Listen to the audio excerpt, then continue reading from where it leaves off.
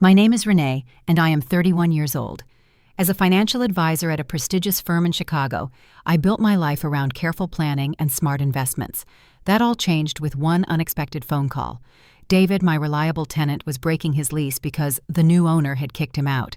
Confused, I made some calls only to discover my sister was living in my investment property. When I confronted my parents, my mother's response stunned me. "Your sister is struggling unlike you. Let me know where you're watching from, hit that like and subscribe button, and stick around to see how a single letter from the bank finally made my family understand what they'd done." Growing up, I always had a close relationship with my parents, James and Patricia Wilson. We lived in a comfortable middle-class neighborhood in the suburbs of Springfield, Illinois. Despite our closeness, there were occasional tensions, especially regarding my younger sister, Alicia. 6 years my junior at 25, Alicia had always been the baby of the family, coddled and protected. While I was expected to be responsible and independent from an early age, Alicia seemed to get endless second chances. My parents are hardworking people. Dad is a high school history teacher who has been at the same school for nearly 30 years. Mom worked as a nurse until her retirement last year. They provided us with a stable, loving home, but I couldn't help noticing the double standard. When I needed money for college textbooks, I got a part-time job. When Alicia needed money, my parents would simply write a check. "Renee, you're just naturally more responsible," my dad would say whenever I pointed this out. "Your sister needs more guidance." This dynamic continued into our adult years. While I pursued a finance degree and worked multiple jobs to graduate without debt, Alicia bounced between majors, taking 6 years to finish 3 years of credits before dropping out altogether. My parents never pushed her to finish or find direction. After graduating with my finance degree, I landed a job at Lincoln Financial Advisors in Chicago. The starting salary wasn't impressive, but I saw the potential. Instead of renting a fancy apartment downtown like many of my colleagues, I found a modest studio in a less trendy neighborhood and started saving aggressively. My coworkers thought I was crazy for living so frugally while working in wealth management. "You advise millionaires on their investments, but live like you're still in college," my colleague Jordan once commented. "I'm playing the long game," I replied. "Building wealth takes discipline." For 5 years, I saved every extra dollar. I worked weekends as a financial literacy coach for a nonprofit, not just for the additional income, but also to hone my skills and network. I skipped vacations, bought secondhand furniture, and learned to cook instead of eating out. Meanwhile, Alicia moved back home with our parents after dropping out working sporadically at retail jobs that never seemed to last more than a few months. My sacrifice and discipline paid off when I purchased my first condo in Chicago at 27.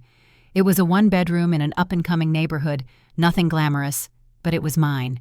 My parents seemed proud, but didn't fully understand the significance. "It's nice, honey, but wouldn't you rather have something bigger? All that money tied up in such a small place," my mother remarked during her first visit. I tried explaining how property in Chicago worked and the investment potential, but she just nodded politely. To them, my financial decisions seemed unnecessarily conservative. 3 years later, after a promotion and continued saving, I was ready for my second investment, a single-family home in Naperville, a desirable suburb about 30 miles west of Chicago. The housing market was competitive, but I had done my research. The 3-bedroom, 2-bath ranch-style home was in a neighborhood with excellent schools, low crime, and steadily increasing property values. At 30, I became the owner of a solid income-producing asset. The house needed some updates, but was in overall good condition. I spent 2 months renovating it on weekends, updating the kitchen with new countertops and appliances, refreshing the bathrooms, and applying fresh paint throughout. I wanted to attract quality tenants who would care for the property as their home. That's how I found David Sullivan, a high school science teacher with excellent references and a stable income. He was 36, single, and looking for a quiet place close to the school where he taught. During our meeting, I was impressed by his responsible demeanor and clear communication style. "I appreciate the care you've put into this home," he said during the showing. "I've been renting for years and have never seen a landlord so attentive to details." We signed a 2-year lease with a monthly rent of $2,100. This nearly covered my mortgage payment of $2,350 property taxes and insurance. I was planning to hold the property long-term, so breaking even in the first few years was acceptable to my overall strategy. With each rent payment and mortgage contribution, I was building equity while someone else essentially paid for most of the property. My carefully constructed financial house of cards depended on this steady rental income. The mortgage for the Naperville property was a significant commitment even with my good salary. I had calculated everything precisely accounting for potential vacancies and repairs, but I needed the regular rental income to make it all work. While I was building my investment portfolio brick by brick, Alicia's life seemed to be falling apart. After dropping out of college during her third year, she had cycled through at least 6 jobs. She would start with enthusiasm, but quickly lose interest or conflict with management. "They just don't appreciate my creativity," she would complain to our parents, who nodded sympathetically. To complicate matters further, Alicia had been in a relationship with Jake Donovan for about 2 years. From the little I had seen and heard about him, Jake was trouble. He was 28, but had no stable career, jumping between bartending gigs and construction jobs. He drove a flashy car he could not afford and had a way of making Alicia feel special while subtly undermining her confidence. "You're too good for retail jobs," he would tell her. "You should be doing something creative." Yet he never supported her efforts to actually pursue creative fields, discouraging her from taking classes or building a portfolio.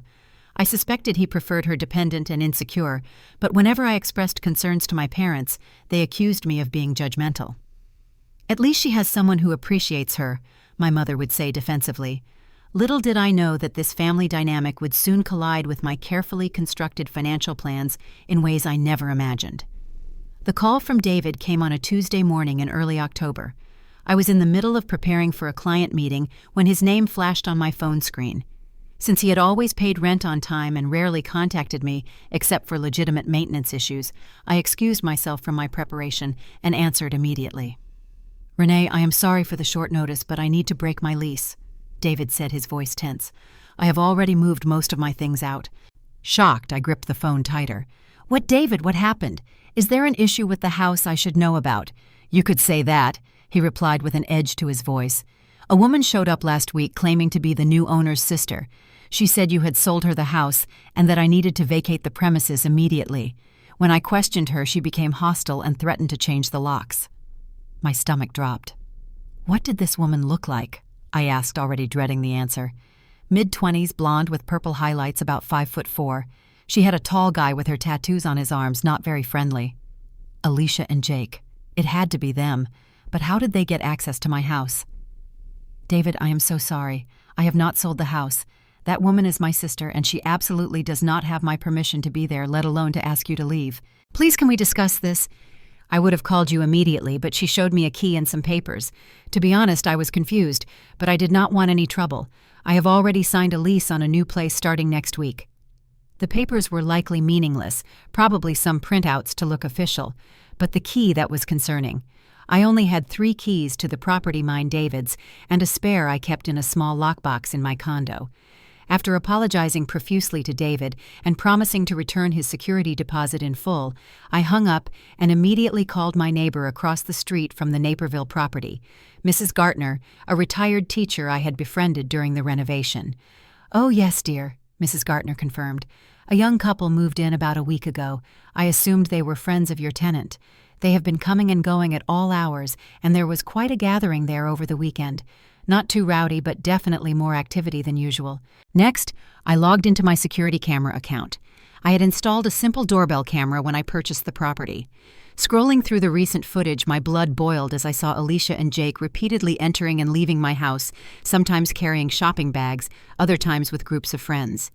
In one clip, Jake was smugly smoking on my front porch, flicking ashes onto the carefully maintained landscaping I had paid a premium for. The footage confirmed that David had indeed moved most of his belongings out 3 days ago. I had lost a perfect tenant and had unauthorized occupants in my investment property, all without my knowledge or consent. I tried calling Alicia, but she didn't answer. I tried my parents next. My mother picked up on the 4th ring. "Mom, is Alicia living in my Naperville house?" I asked without preamble. A pause. Too long of a pause. "Well, hello to you too, Renee," my mother replied, avoiding the question. "Mom, this is important. My tenant just called me saying he was moving out because Alicia told him she's the new owner. What's going on?" Another pause, then a sigh. "Your father and I thought it would be a good temporary solution. Alicia and Jake lost their apartment last month. The landlord was completely unreasonable about late payments. And you didn't think to ask me before giving them access to my property, a property that was already occupied by a paying tenant. "We tried calling you about it, but you were busy with work as usual," she replied defensively, "though I had no missed calls from them in the past month. Besides, David has that whole house to himself. We thought he could share until they get back on their feet." I was speechless. The level of entitlement and disregard for my property rights was staggering. "How did they even get a key?" I finally managed to ask. "Your father had a copy made from the spare in your old desk drawer when you brought the papers over for him to look at last year." I vaguely remembered bringing the closing documents to show my dad proud of my second property purchase. The spare key had been paperclipped to some documents. I never imagined my own father would make an unauthorized copy. "Renee, your sister is struggling right now. She and Jake are trying to save up for their own place. They just need a little help. You have so much a good job, 2 properties. Would it really hurt you to share with family for a while?" That's when she said the words that cut deep. "She's struggling unlike you. You've always had everything come easy." I nearly laughed from shock. Easy, I had worked myself to exhaustion for years, sacrificing social life relationships and personal comfort to build financial security. Nothing had come easy. "I'm driving down this weekend," I said firmly. "This needs to be addressed in person." The next morning, I called in sick to work for the first time in 3 years and made the 2-hour drive from Chicago to my parents' house in Springfield. My hands gripped the steering wheel so tightly, my knuckles turned white as I rehearsed what to say, trying to remain calm and rational despite my anger. When I arrived, both my parents were home sitting in the living room as if preparing for a confrontation. My father looked uncomfortable while my mother had her arms crossed defensively. "How could you do this?" I asked, standing in the middle of the room, not even taking off my coat. "That property is my investment, not a family vacation home. I have a mortgage to pay, whether there's a paying tenant or not." "Now, Renee," my father began in his teacher voice, "family helps family. Your sister was facing homelessness." "She could have lived here with you," I countered. "Or I could have helped her find an affordable apartment.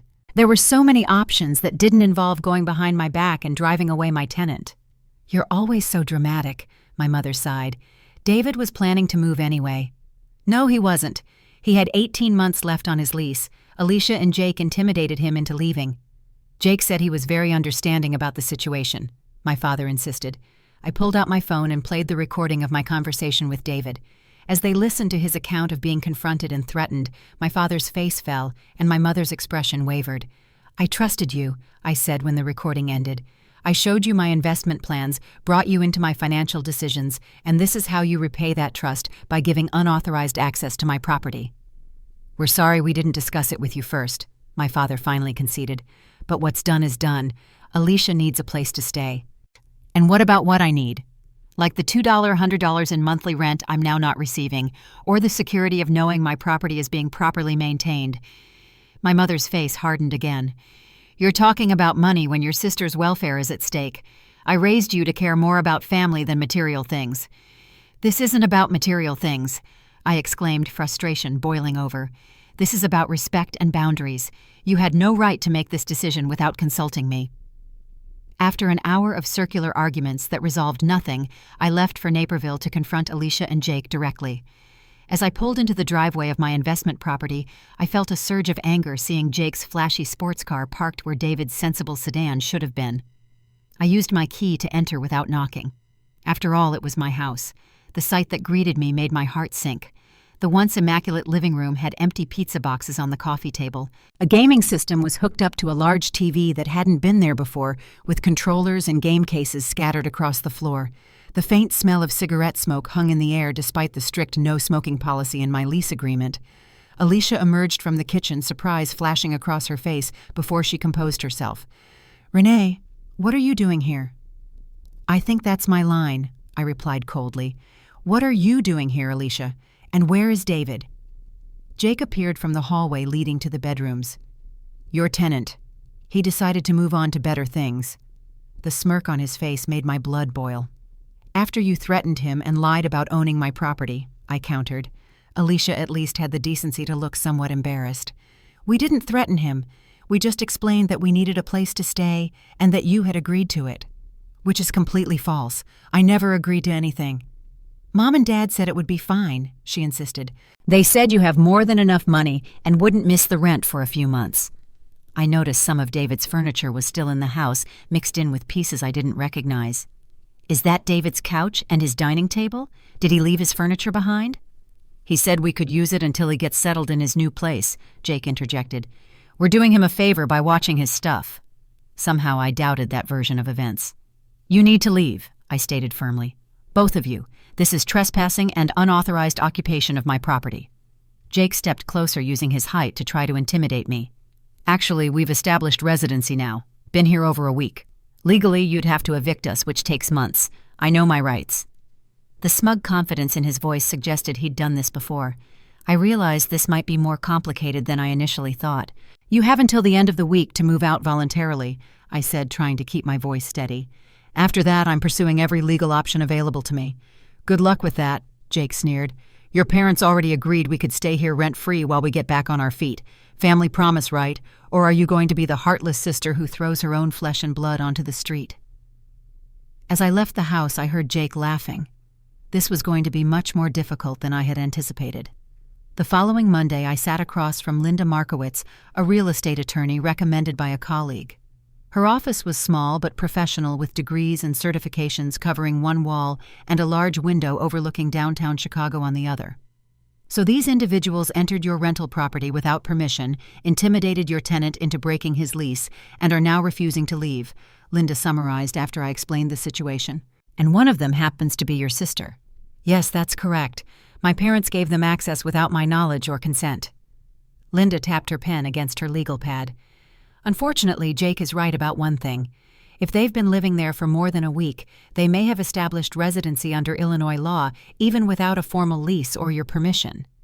So they can just take over my property? I asked incredulously.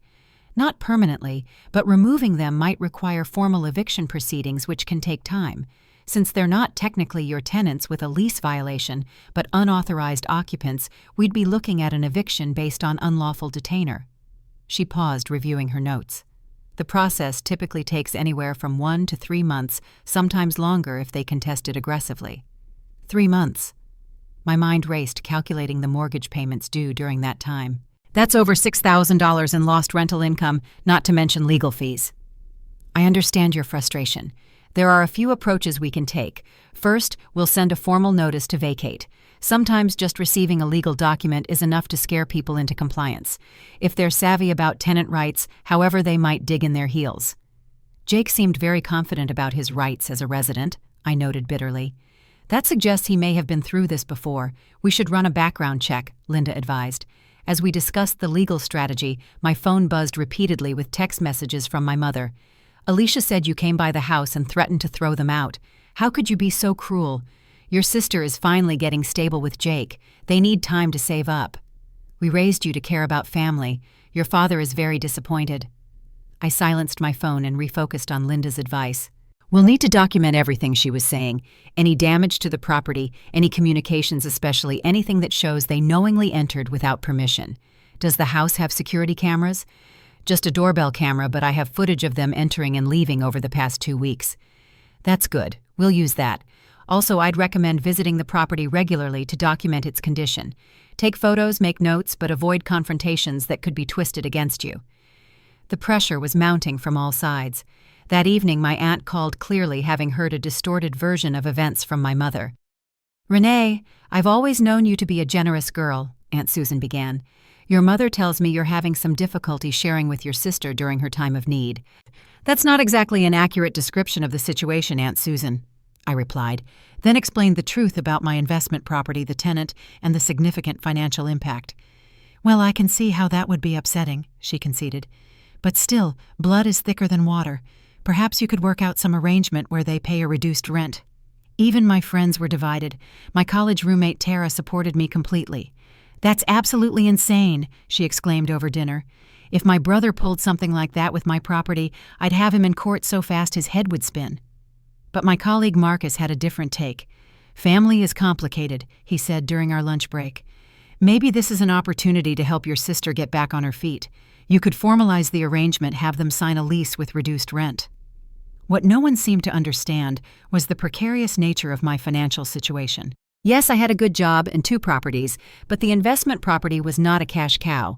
My mortgage payment was $350 per month, plus approximately $450 for property taxes and insurance. The rent of $100 meant I was already subsidizing about $700 monthly from my own pocket, which I had budgeted for as part of my investment strategy. Without any rental income, I was looking at nearly $3,000 in additional monthly expenses, a significant strain even with my decent salary. As the days passed, the situation grew more stressful. My background check on Jake revealed what I had suspected. He had a history of rental issues, including 2 prior evictions and a small claims judgment for property damage that remained unpaid. He also had a misdemeanor conviction for disorderly conduct from a bar fight 3 years ago. This was the man living in my investment property, potentially damaging it further with each passing day. 2 weeks after my initial confrontation, I received a disturbing call from Mrs. Gartner. "Renee, dear, I hate to bother you, but there was quite a disturbance at your house last night, a party that got out of hand. The police were called around midnight because of the noise and some fighting in the front yard." My heart sank.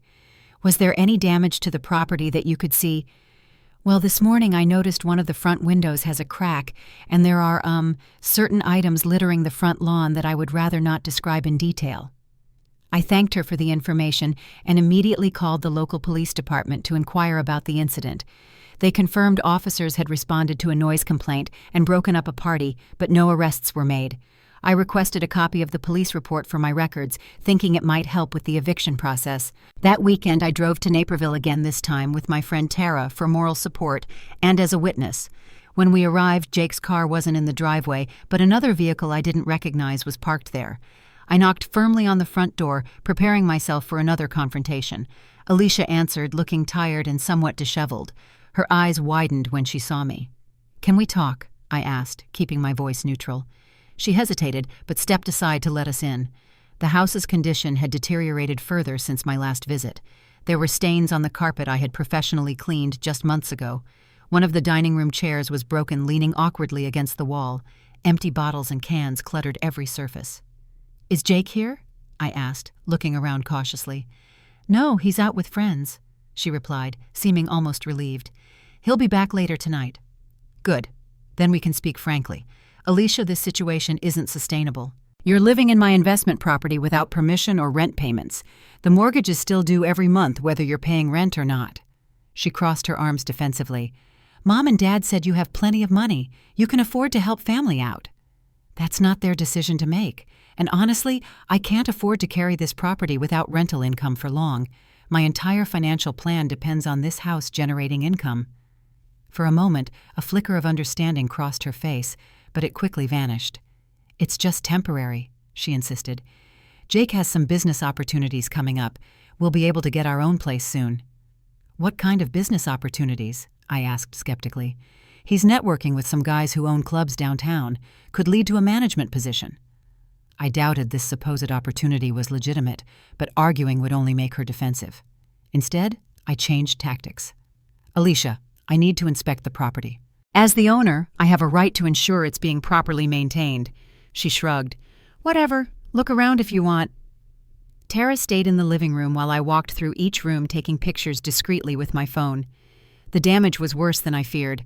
Water damage under the kitchen sink suggested a leak had been ignored for some time. The guest bathroom toilet was clogged with something that didn't bear close examination. One bedroom wall had a large hole that looked like it had been punched in anger. The master bedroom was the worst, with cigarette burns on the windowsill and an unmistakable odor suggesting drug use. I felt nauseated thinking about the cost of repairs, not to mention the impact on the property's value. When I returned to the living room, Alicia was scrolling through her phone, seemingly unconcerned. "This is unacceptable," I said firmly. "The property is being damaged daily. Either you and Jake need to leave voluntarily, or I'll be forced to proceed with formal eviction, which will impact your rental history and credit." "You wouldn't do that to your own sister," she scoffed, but there was uncertainty in her eyes. "I don't want to, but I will if necessary. This isn't just about the money, Alicia. It's about respect and responsibility. What's happening here is wrong on multiple levels." Our conversation was cut short by the sound of a car pulling into the driveway. Moments later, Jake burst through the front door, his face contorted with anger when he saw me. "What are you doing here?" he demanded, harassing us again. I stood my ground, grateful for Tara's presence as a witness. I'm inspecting my property, which is my right as the owner. We have tenant rights now, he sneered. You can't just show up unannounced. Actually, I can. You're not legal tenants with a lease. You're unauthorized occupants who gained access through deception. His face darkened as he stepped toward me aggressively. You think you're better than everyone with your fancy job and investment properties. You won't even help out your own sister. Tara moved to stand beside me, her presence helping me stay calm, despite my racing heart. I've documented the condition of the property, I said, keeping my voice steady. Any further damage will be added to the civil suit I'm preparing. Sue me, Jake laughed. Good luck collecting anything. As we left, I heard him berating Alicia for allowing me inside. The sound of something breaking echoed as we reached my car. This situation had escalated beyond a family disagreement. It was now a legal matter with significant financial implications. By the third month of Alicia and Jake's unauthorized occupation, my investment property had suffered extensive damage. Mrs. Gartner reported regular disturbances, including loud arguments, parties, and a revolving door of unknown visitors. The police had been called 3 more times for noise complaints. I had been documenting everything meticulously following Linda's advice. Each weekend I drove to Naperville to check on the property, always bringing a witness and taking photos of new damage. The formal eviction process had begun with notices delivered by a process server to make them official. The financial strain was becoming unbearable. I had now missed out on nearly $6,300 in rental income while still making mortgage payments. I had to dip into my emergency fund, something I had worked years to build and had hoped never to touch. The situation was taking an emotional toll as well. My concentration at work suffered, leading to a warning from my manager about declining performance. I was having trouble sleeping, often lying awake worrying about mounting debts and damaged family relationships. My parents continued to pressure me, though their tactics had evolved. Initial anger had given way to guilt trips and emotional manipulation. Your sister cried all night after getting that legal notice, my mother reported during one of her daily guilt calls. How can you do this to your own family? What about what they're doing to me? I countered. The house is being destroyed, Mom. The repairs will cost thousands. It's just material things, Renee. Family is what matters.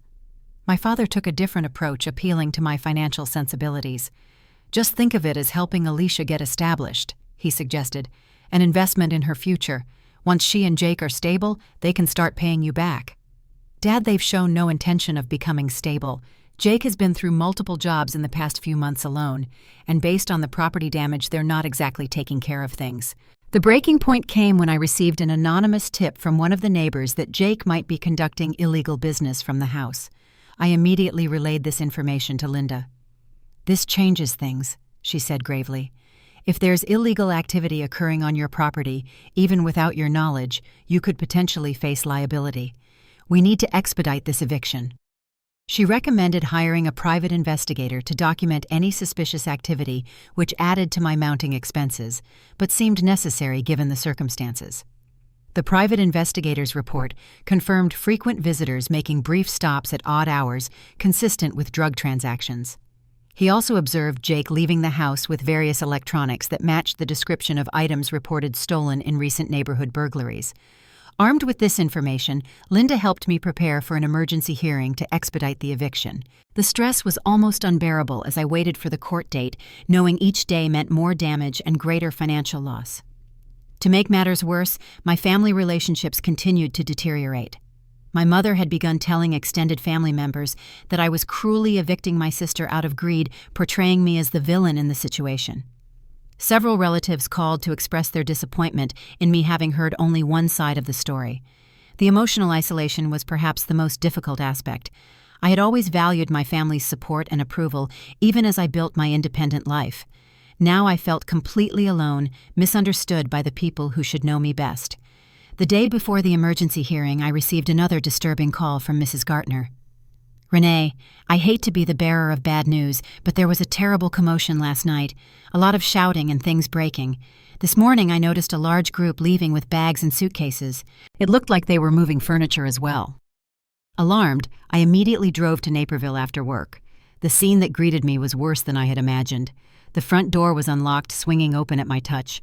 Inside it looked like a tornado had hit. Furniture was overturned, walls had new holes, and the smell of garbage and cigarettes was overwhelming. Most of the electronics were gone, along with anything else of value. The refrigerator door hung open, its contents rotting.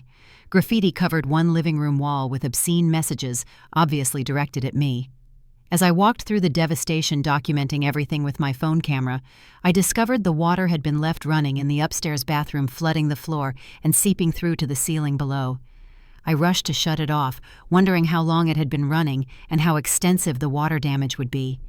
My hands shook as I called a water damage restoration company for emergency services. The representative promised to have a team there within the hour, but warned the cost would be significant for after-hours emergency service. I had no choice but to agree. Next, I called Linda to update her on the situation and ask about the implications for tomorrow's hearing. "This actually strengthens our case for damages," she explained, "but it may make the eviction moot if they've truly vacated. We should proceed with the hearing anyway to officially establish your right to reclaim the property and pursue damages." As I waited for the restoration team, I sat on the front steps of my ruined investment property and finally let the tears flow. All my hard work, my careful planning, my sacrifices over the years seemed to be crumbling around me. How had helping family become such a devastating financial and emotional catastrophe? The next morning, neither Alicia nor Jake appeared at the hearing. The judge granted the eviction order, and after reviewing the extensive documentation of damage, expressed sympathy for my situation. "The court rarely sees such blatant property destruction in tenancy cases," she noted. "You have grounds for a substantial civil suit for damages." Small comfort, given that collecting from Jake seemed unlikely based on his history, and suing my own sister felt like crossing a final line that could never be uncrossed. When I called my parents to inform them of the outcome and the extensive damage to the property, my mother's response was surprisingly subdued. "Alicia showed up here last night," she said quietly, "without Jake. She's pretty upset." "About destroying my house?" I asked bitterly. She said most of that was Jake and his friends. Apparently they had a huge fight after he found out she had been talking to you about leaving. For the first time, my mother didn't immediately defend Alicia or criticize me. There was a new hesitancy in her voice, as if she was finally beginning to comprehend the severity of the situation. "How bad is the damage?" she asked after a pause. "Bad enough that I'm looking at tens of thousands in repairs before it can be rented again. My insurance may cover some of it, but there will be a large deductible, and my premiums will likely increase." Another pause. "Your father and I had no idea it would turn out like this." It wasn't quite an apology, but it was the closest thing to acknowledgement of wrongdoing I had heard from either of them since this nightmare began. As I drove back to Chicago that evening, emotionally and physically exhausted from the day's proceedings and initial cleanup efforts, I tried to imagine a way forward. My carefully constructed financial plan was in shambles. The investment property that was supposed to generate income and build equity was now a money pit, requiring significant capital to restore. My phone rang as I approached the city, displaying a number I didn't recognize. "Is this Renee Wilson?" a formal voice inquired when I answered. "Yes, speaking." "This is Thomas Bradford from First National Mortgage. We need to discuss some concerns about your loan on the Naperville property." My stomach dropped.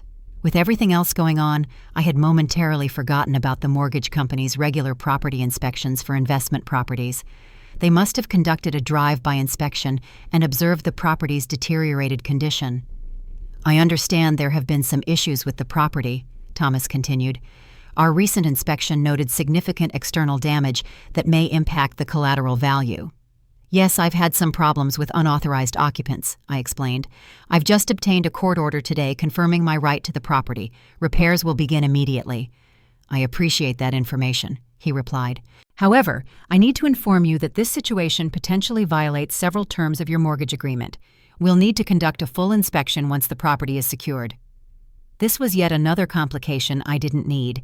If the mortgage company determined the property value had dropped significantly below the loan amount, they could potentially call the loan due immediately, a financial catastrophe I couldn't weather. "I understand," I said, trying to keep my voice steady. "Please let me know when you'd like to schedule the inspection. I'm committed to restoring the property as quickly as possible." After we disconnected, I pulled over at a rest stop, overwhelmed by the cascading consequences of my family's actions. How had things spiraled so far out of control? As I sat in my car contemplating my limited options, a new email notification appeared on my phone. It was from my bank's mortgage department with the subject line, Urgent Property Condition Notice and Loan Terms Violation. The formal language outlined exactly what Thomas had mentioned, but in starker terms. The email detailed specific clauses in my loan agreement regarding property maintenance and occupancy requirements for investment properties. It also referenced an accelerated review process for loans, potentially in default of terms. The final paragraph caught my attention. Per Section 17.3 of your agreement, failure to maintain the property in satisfactory condition or unauthorized changes to occupancy status without lender notification may result in the loan being called due in full within 30 days of final determination. I knew what this meant. If they decided to call the loan due, I would need to pay off the entire mortgage immediately or face foreclosure. With my savings depleted from covering the mortgage without rental income and the upcoming repair costs, there was no way I could satisfy such a demand. For the first time since this ordeal began, I felt completely defeated. All my careful planning, my years of sacrifice, my meticulous attention to financial details, none of it had prepared me for this perfect storm of family betrayal and financial catastrophe. I rested my forehead against the steering wheel, trying to regain my composure before continuing the drive home. Whatever happened next, I would need all my strength and clarity to navigate it. Following the devastating inspection of my property and the ominous communication from the mortgage company, I knew I needed a comprehensive strategy to regain control. This wasn't just about family drama anymore. My financial future was hanging in the balance. The Monday after the eviction hearing, I took a personal day from work to meet with Linda and develop a plan of action. Her office felt like a sanctuary of order and professionalism compared to the chaos that had engulfed my life. "We need to approach this methodically," Linda advised, her calm demeanor helping me focus. "Let's separate the legal issues from the financial and family concerns." Together, we created a detailed action plan. First, we would pursue a civil judgment against both Alicia and Jake for property damages, though collecting from Jake seemed unlikely given his history. "Even if we can't collect immediately, having a judgment on record protects your interests long term," Linda explained. "And Alicia may eventually be in a position to make payments, especially if she separates from Jake and stabilizes her life." Second, we would address the mortgage company's concerns by providing documentation of the eviction proceedings, proof of ongoing repairs, and a timeline for property restoration. "Mortgage companies generally prefer rehabilitation over foreclosure," Linda noted. "If you can demonstrate good faith efforts to resolve the situation, they're more likely to work with you." With the legal strategy in place, I next met with Michael Chen, my financial advisor at a different firm than where I worked, to discuss my options for covering the extensive repair costs. "Based on the estimates you've provided, we're looking at about $28,000 in repairs not covered by insurance." Michael summarized, reviewing the contractor's quotes I had collected. "Your emergency fund is already depleted from covering the mortgage without rental income." "What about a home equity line of credit?" I suggested desperately. Michael shook his head. "With the current condition of the property, no lender would approve a HELOC. You'd be risking an underwater mortgage if property values shift even slightly." After exploring several options, we settled on a combination approach. I would take a loan from my 401k, use a portion of my investment portfolio, and tap into a personal line of credit I had established years ago but never used. "It's not ideal," Michael acknowledged, "but it preserves your primary residence and credit score while giving you breathing room to restore the property's value." The financial impact was sobering. I had essentially lost 5 years of careful saving and investing. The retirement projections Michael ran showed I would need to work an additional 3 to 4 years to reach the same goals. It was a significant setback, but not insurmountable. With my professional advisors helping address the legal and financial aspects, I still needed to tackle the most painful part, the family relationships. This required a different kind of strategy altogether. I decided to install additional security measures at the property before beginning repairs. A comprehensive camera system would monitor all entrances and the perimeter with alerts sent directly to my phone. I changed all locks and reinforced entry points. The property manager I hired to oversee repairs would conduct daily inspections until work was completed. These precautions in place, I felt secure enough to focus on the family situation. Rather than continuing the phone arguments with my parents, I wrote them a detailed letter outlining exactly what had transpired, the financial impact, and my perspective on how family trust had been violated. I included photos of the property damage, copies of police reports, and a breakdown of the financial losses. I concluded the letter with, "I have always valued our family relationships and believed we shared common values of respect, responsibility, and honesty. The events of the past several months have forced me to question those assumptions. I am willing to work toward healing our relationship, but that process must begin with accountability and a recognition of the harm that has been caused both financially and emotionally." I sent the letter via certified mail, ensuring they would receive it, but giving myself space from the immediate emotional reaction it might provoke. A week passed with no response. Then on a Thursday evening, I received a call from my father. His voice sounded strained and subdued. "We got your letter," he said simply, "and something else came today that I think you should know about." "What's that?" I asked, bracing myself for more complications. "A letter from your mortgage company. It was sent here because apparently Alicia had been having your mail forwarded to our address without telling you." This explained why I hadn't received certain expected communications at my Chicago condo.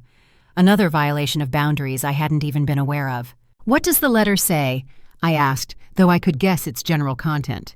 "It's a formal notice about property inspection findings and loan covenant violations," he read haltingly. "There's language about potential acceleration of the loan terms pending a review." "I know about that," I said. "I'm already working with them to address the issues." A heavy silence filled the line before my father spoke again, his voice thick with emotion. "Renee, we had no idea the extent of what was happening. The photos you sent, the financial information. We never meant for any of this to occur." It wasn't quite the apology I needed, but it was a start. "The damage is done, Dad. Now I'm just trying to minimize the fallout and rebuild what I can." "Your mother and I have been talking," he continued. "We want to help with the repairs. It's the least we can do. We have some savings, and we can contribute to fixing what Alicia and Jake destroyed." Their offer took me by surprise. It wouldn't cover all the costs, but the gesture itself represented a significant shift in their understanding of the situation. "That would help," I acknowledged. "But this isn't just about money. It's about trust and respect." "I know," he sighed. "We should never have given them access without your permission. We thought we were helping Alicia, but we were enabling her worst behaviors instead." We talked for over an hour, the most honest conversation we'd had in years. My father revealed that my mother had always felt guilty about the different standards they'd set for Alicia and me, believing they had somehow failed her by not pushing her harder. This misplaced guilt had fueled years of overcompensation and enabling. "Where is Alicia now?" I asked eventually. "She's still here sleeping in her old room. Jake disappeared after their big fight took most of her money with him. She's been quiet, mostly stays in her room. I think she's finally realized what kind of person he really is." I wasn't ready to speak with Alicia yet, but I was relieved she was away from Jake's negative influence. The next major development came in the form of a certified letter from my mortgage company. I opened it with trembling hands, expecting the worst. Instead, I found a detailed outline of steps required to bring the loan back into good standing with a reasonable timeline for compliance. The final paragraph was especially surprising. "Based on your prompt communication and documented legal proceedings, we have determined that an acceleration of loan terms is not warranted at this time, provided the property restoration plan is implemented as outlined above." It was the first piece of good news I'd received in months. I immediately forwarded the letter to Linda and Michael, who both confirmed it represented the best possible outcome given the circumstances. With the immediate threat of financial catastrophe somewhat reduced, I could focus on executing the restoration plan. The contractors began work the following week, addressing the water damage first to prevent mold growth, then moving on to structural repairs, painting flooring, and fixture replacement. 3 weeks into the repairs, I received an unexpected text from Alicia. "Can we talk in person? I know I don't deserve your time, but please."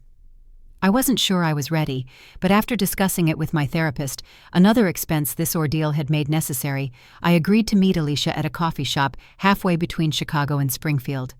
She was already there when I arrived, looking smaller somehow, her usual confident demeanor replaced by a hunched posture and nervous fidgeting.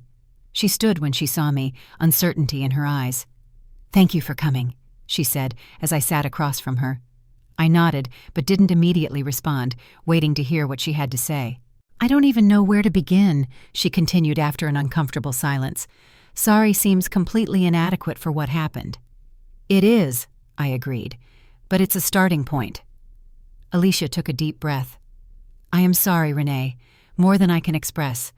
What we did to your property was inexcusable. I got caught up in Jake's world and his way of thinking. He made it seem like you owed us help because you were successful. You could have asked me directly for help, I pointed out, instead of going behind my back. I know that now. I was embarrassed about failing again, about needing help again.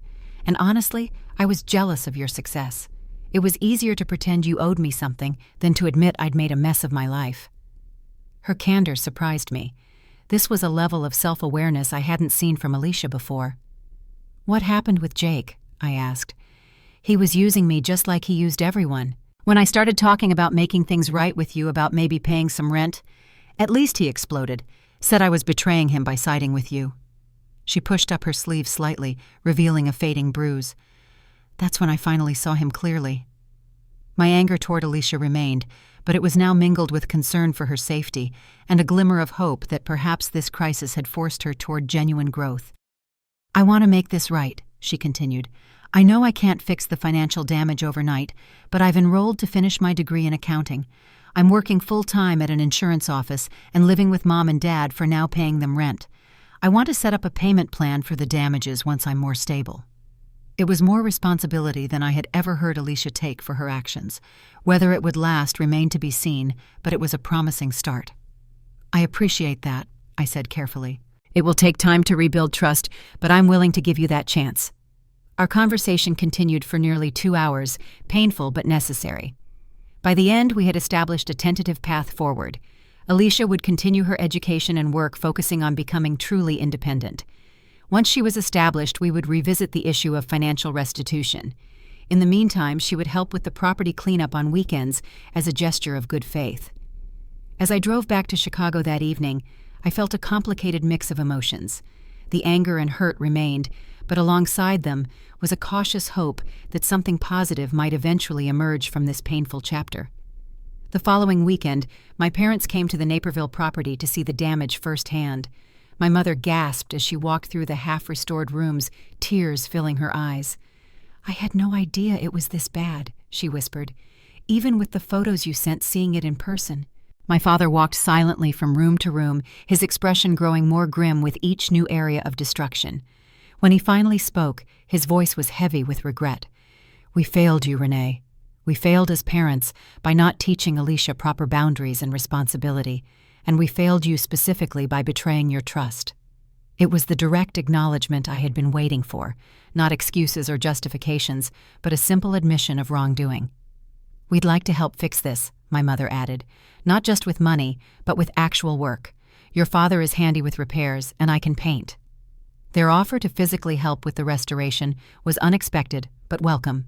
It wouldn't erase the past, but it represented a tangible commitment to making amends. The next day, I received a formal letter from the bank clarifying the mortgage situation. Following our comprehensive review and your documented restoration plan, we are pleased to confirm that your mortgage will remain in good standing, provided the outlined repairs are completed within the 90-day time frame. We acknowledge your proactive communication throughout this process and your commitment to maintaining the property value. Enclosed with the letter was a detailed summary of my account status, confirming no negative reports had been sent to credit bureaus. The relief I felt was immense. While I still faced significant financial recovery, my credit and homeownership status were secure. For the first time in months, I began to see a way forward through this crisis, not just professionally and financially, but personally as well. Over the next 6 months, the Naperville property underwent a remarkable transformation. What had been a disaster zone gradually returned to its former state, with some improvements added during the restoration process. The contractors completed the major structural work, while my father surprised me with his skills in carpentry and minor plumbing repairs, saving thousands in labor costs. My mother, true to her word, spent weekends painting and coordinating the scheduling of various repair services. Alicia came when her work schedule allowed tackling the physically demanding cleanup tasks without complaint, even when it meant scrubbing floors on hands and knees or hauling debris to rented dumpsters. The family effort didn't erase the damage done, but it created a new foundation for our relationships built on actions rather than just words. Each weekend spent working together provided opportunities for honest conversations that might never have happened otherwise. During one such weekend, as my father and I installed new kitchen cabinets, he shared reflections on his parenting that revealed insights into our family dynamics. "I always saw so much of myself in you, Renee," he admitted. "The responsibility, the planning, the work ethic. I knew you would be fine no matter what, so I focused more on Alicia, who seemed to need the extra support." "But that approach hurt both of us," I pointed out. "It denied me the support I deserved, while preventing Alicia from developing the skills she needed." He nodded solemnly. "A painful lesson to learn so late in life. I hope you know how proud I've always been of you, even if I didn't show it enough." These conversations, painful as they sometimes were, brought a new level of understanding between us. My mother, too, began to recognize how her enabling behaviors had contributed to Alicia's lack of accountability. "I thought I was being a good mother by protecting her from consequences," she confided one afternoon as we painted the living room. "Now I see I was actually preventing her from growing up." By the time the property was fully restored, nearly $32,000 had been spent on repairs and improvements. My parents contributed just over $15,000 from their retirement savings, a significant gesture that required sacrifices on their part. The remaining costs came from my financial contingency plans, depleting resources I had hoped to use for future investments. 3 months after the restoration was completed, I found a new tenant for the property, a middle-aged couple relocating for work with excellent credit and references.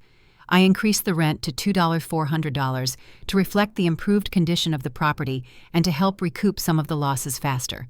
The new lease included more stringent terms about property inspections and unauthorized occupants with my attorney's guidance. The formal legal matters with Jake remained unresolved. The civil judgment against him was granted, but as expected, collecting seemed unlikely. He had disappeared from the area, reportedly moving to Arizona with a new girlfriend. I maintained the judgment on record, knowing it would affect his credit and potentially allow for collection in the future if he ever established stable employment. Alicia's transformation proved more lasting than I initially expected. She maintained her full-time job at the insurance office while taking evening classes to complete her accounting degree. Her supervisors recognized her aptitude with numbers and enrolled her in a company-sponsored training program for underwriting. 6 months after our coffee shop meeting, Alicia moved into her own apartment, a modest studio, but one she secured and paid for entirely on her own. She continued making small but regular payments toward the damage costs, usually just $200 a month, but the consistency mattered more than the amount. During a family dinner celebrating her apartment move, Alicia made an announcement that surprised us all. "I've been offered a junior underwriter position with a significant raise," she shared. "And with the increase, I want to double my monthly payments toward the property damages." My parents beamed with pride, but what touched me most was the look of quiet self-satisfaction on Alicia's face. This wasn't about pleasing others or seeking approval. It was about personal accountability and growth. "That's great, but make sure you're building your own emergency fund first," I advised. "Financial security means having a safety net." "Already started one," she replied with a small smile. 3 months of expenses saved so far. Someone once told me that building wealth takes discipline. She was quoting my own words back to me, words I had shared years ago that she had seemingly dismissed at the time. The realization that she had been listening after all was surprisingly moving. The most significant moment in our family's healing process came unexpectedly nearly a year after the initial crisis. I received an official-looking envelope from my mortgage company and opened it with the habitual apprehension that had become my response to formal communications. Inside was a letter that read, "Following our annual review of your investment property loan, we are pleased to confirm that all terms and conditions are currently being met satisfactorily. The property inspection conducted last month verified excellent maintenance and appropriate occupancy.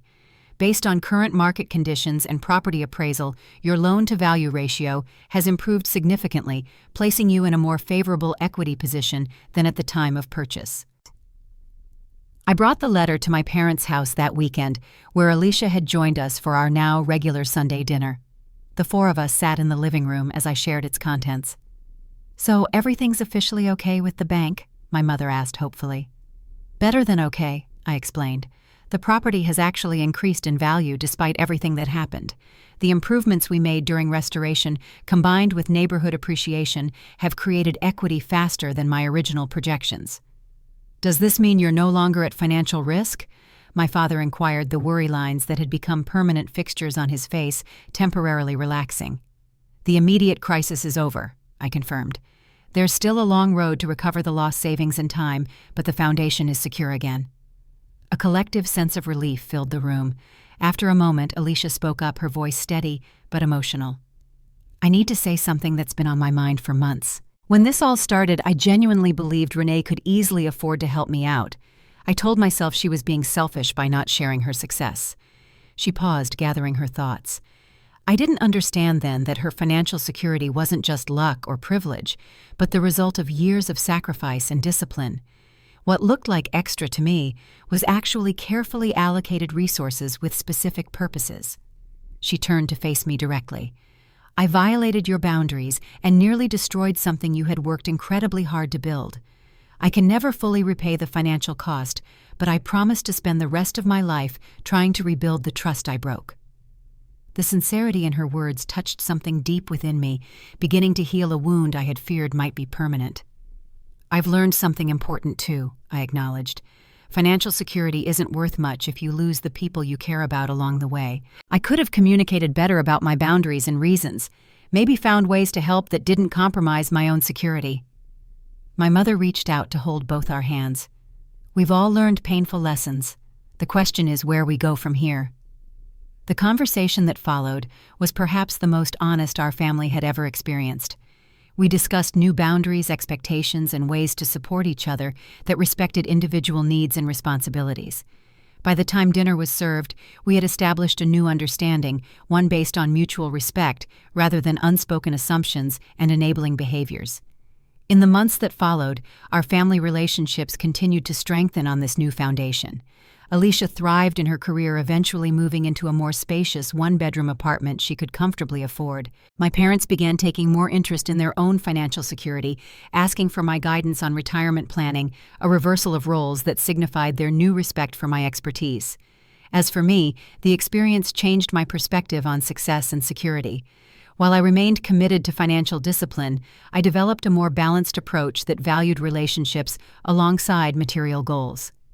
I established a family emergency fund separate from my personal finances, a structured way to help family members in crisis without compromising my own security.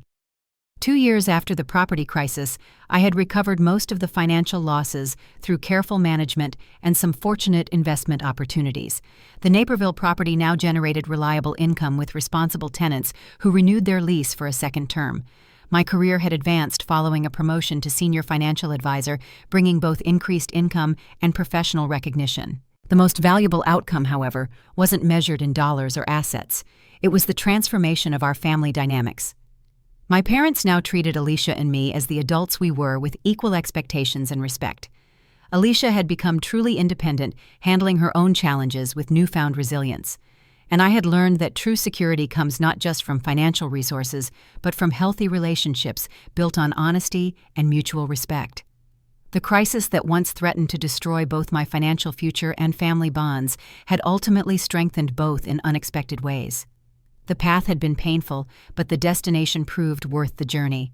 Sometimes it takes a devastating storm to clear the ground for something stronger to be built in its place. And sometimes what looks like financial disaster can ultimately lead to the most valuable growth of all. Have you ever had to set difficult boundaries with family members over financial matters? How did you balance love and support with protecting your own interests? Share your experiences in the comments below, and don't forget to like and subscribe for more stories about navigating life's complicated relationships. Thank you for joining me on this journey, and remember that sometimes our greatest challenges lead to our most important growth.